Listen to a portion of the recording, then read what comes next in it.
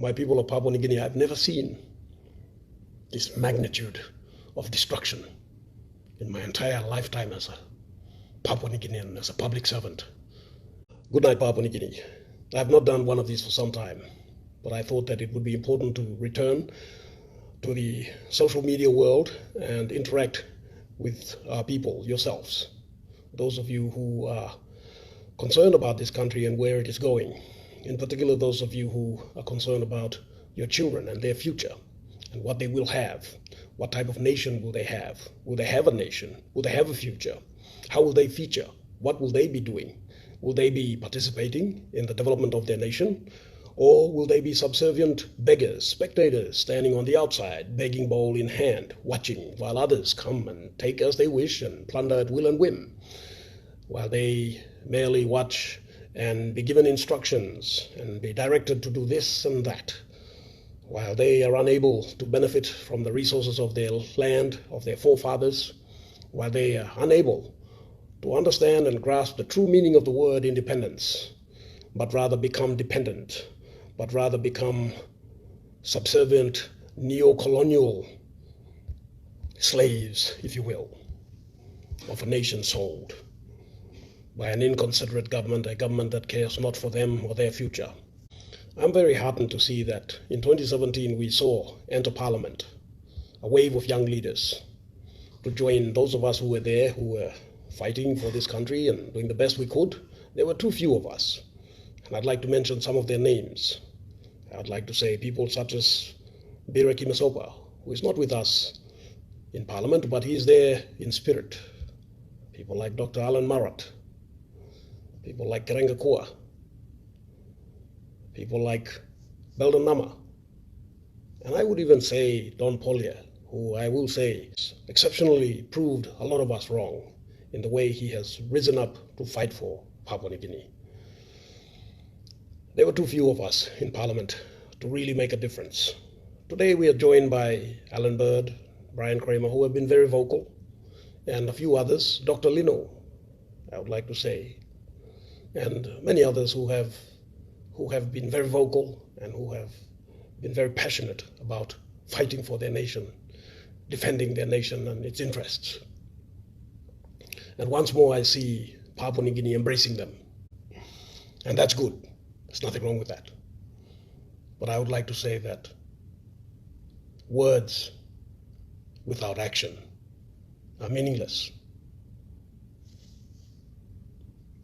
Beyond just supporting from a safe virtual distance, I think it's important that you support in effort.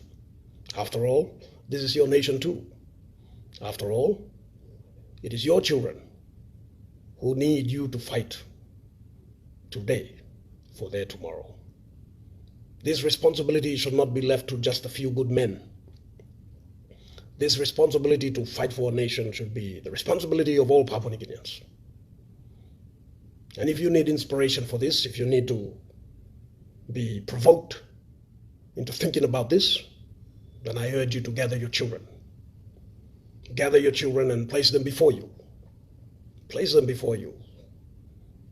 And sit there, look at their faces, their innocent, hopeful faces. And if you look into their eyes, you will see an innocent trust and an innocent hope that they have placed in you, their parent. And they believe that all will be okay, that you are there to protect them. And that is all the inspiration you need to fight for this country, to fight for their future. If you don't want to fight for the future for yourself, that is fine. That's a choice that you have the right to make. But you don't have a right to make that choice on behalf of your children. You have no choice but to fight for their future. And I tell you now that the way things are going, they don't have a future. That future has been sold, mortgaged, packaged. Pirates, vultures, transnational criminal cartels are coming into this country. The keepers of the gate have all laid down. They have been compromised. And these pirates and vultures and criminal cartels have a conducive environment to operate.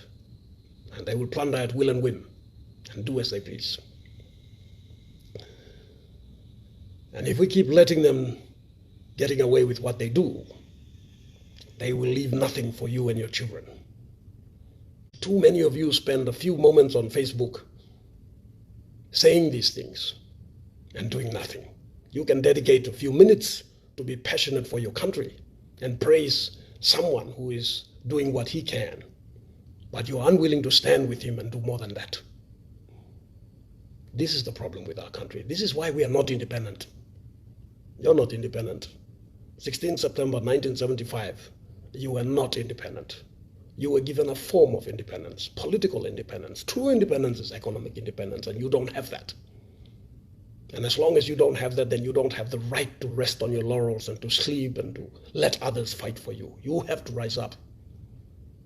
It's your country too. More importantly, it's your children's country. They can't fight for themselves, not yet.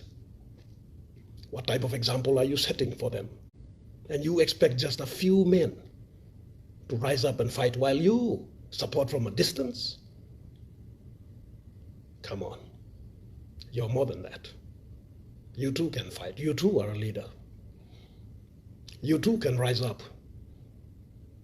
You too can participate.